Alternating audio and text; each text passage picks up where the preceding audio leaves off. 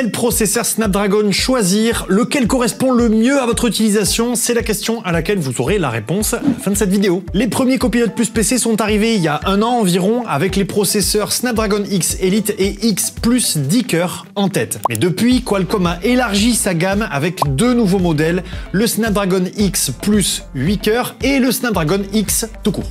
Résultat, si on ajoute ceux qui sont sous Intel et AMD, on a maintenant de plus en plus de Copilot Plus PC sur le marché et en général, plus on a le choix, plus c'est difficile de faire un choix justement. Donc comme je vous le disais, on va clarifier un petit peu tout ça pour vous aider à choisir le processeur le plus adapté à votre usage et on va commencer en faisant un tour d'horizon des processeurs Snapdragon X Series. Snapdragon X.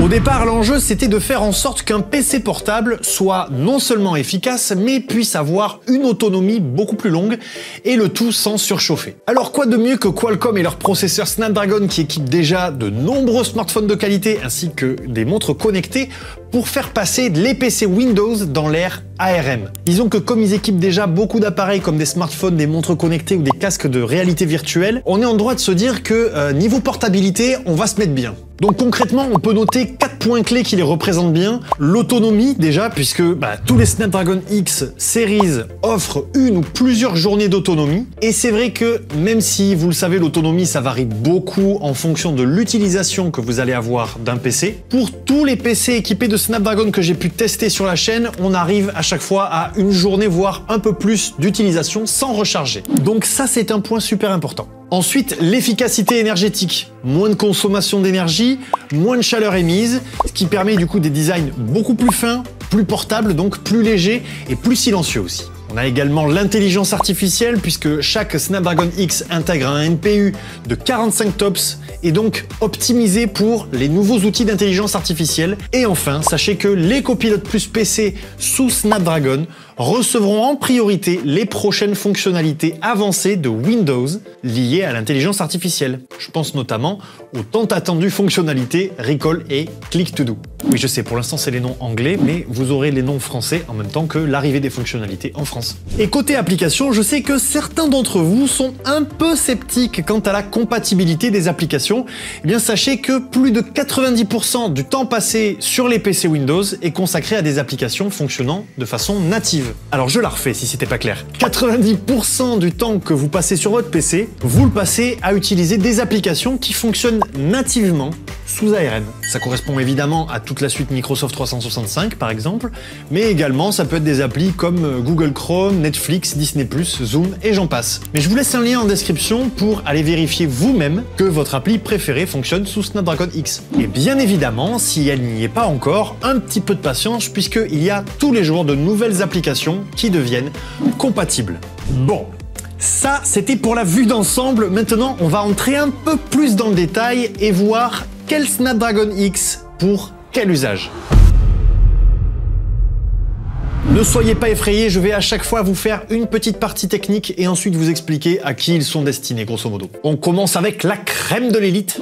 Et ça tombe bien, vous allez voir. Le Snapdragon X Elite. Il dispose de 12 cœurs à 3,8 GHz et jusqu'à 4,2 GHz avec Dual Core Boost pour gérer plusieurs tâches complexes en simultané. Bon, je vous l'avais dit, c'est un peu technique, mais vous inquiétez pas, ça va aller. Une puissance graphique élevée avec 4,6 teraflops, parfait pour des tâches comme du montage vidéo par exemple. Et il est pensé pour l'IA, idéal pour toutes les nouvelles fonctionnalités d'IA sur Windows. Si pour vous, votre PC c'est un outil de travail intensif, que vous faites du montage vidéo ou un peu de développement, c'est vers un Snapdragon X Elite qu'il faut s'orienter. C'est le plus puissant de la gamme. Bon, alors je vais le répéter à chaque fois, mais vous avez aussi une autonomie de dingue sur ce genre de PC. Le Snapdragon X Plus 10 cœurs. Comme son nom l'indique, il dispose lui de 10 cœurs jusqu'à 3,4 GHz, suffisant pour du montage vidéo fluide et du multitâche avancé. Il a une bonne puissance graphique avec 3,8 teraflops pour de la création de contenu et du streaming en 4K éventuellement. Et un bon équilibre entre performance et autonomie pour ceux qui travaillent et consomment du contenu en déplacement. Idéal si vous travaillez sur des projets graphiques, du montage léger, du streaming pour vous détendre ou apprendre éventuellement. Si vous êtes créatif, vidéaste, freelance, ce processeur vous offrira la puissance nécessaire, encore une fois avec une grande autonomie. Le Snapdragon X Plus 8 cœurs. Avec 8 cœurs donc, comme son nom l'indique, jusqu'à 3,4 GHz, parfait pour pour les logiciels de bureautique, la navigation web et le multitâche léger. Une puissance graphique largement suffisante pour du streaming et de la retouche photo légère, voire